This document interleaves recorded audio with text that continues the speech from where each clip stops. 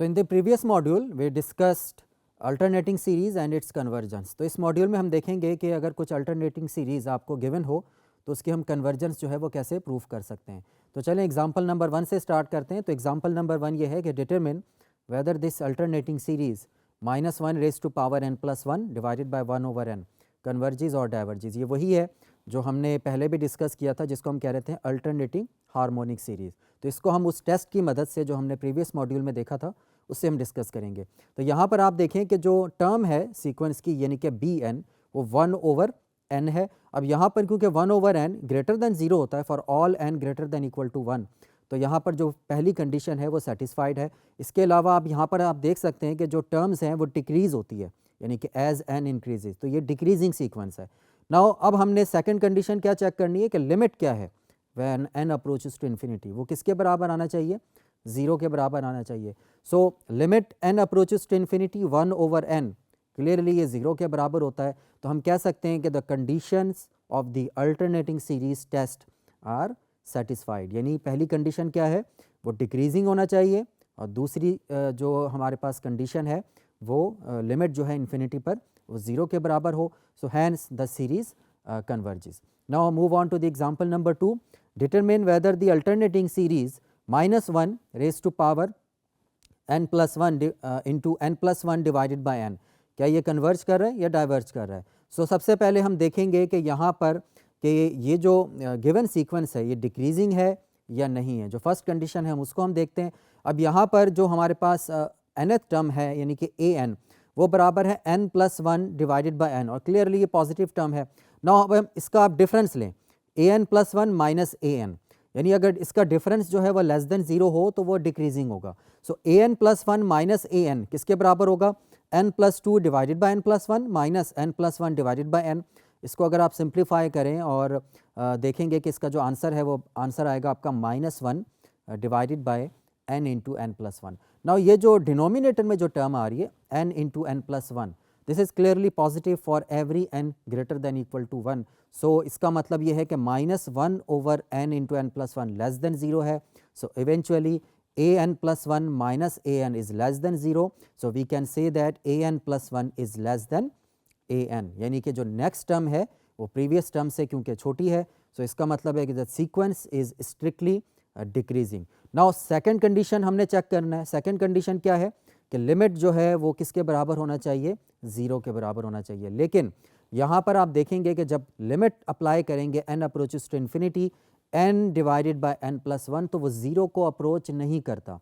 तो इसका मतलब है यहाँ पर हम अल्टरनेटिंग सीरीज़ जो है वो यूज़ नहीं करते, ठीक है, कर भी नहीं सकते.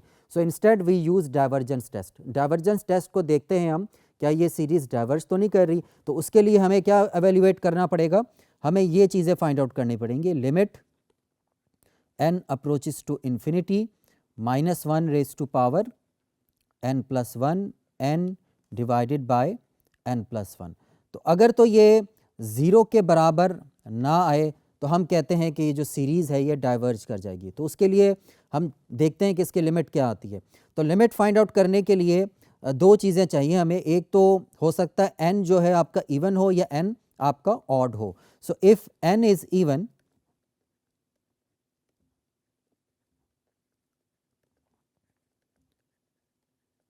then limit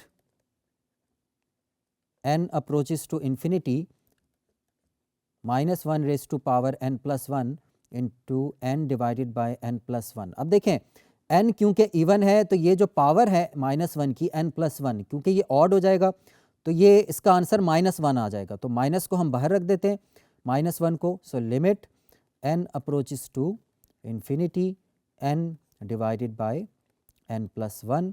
सो इसको अगर आप एवेल्यूएट करें so minus limit n approaches to infinity, इसको हम लिख सकते हैं 1 डिवाइडेड बाय 1 + 1/n की फॉर्म में.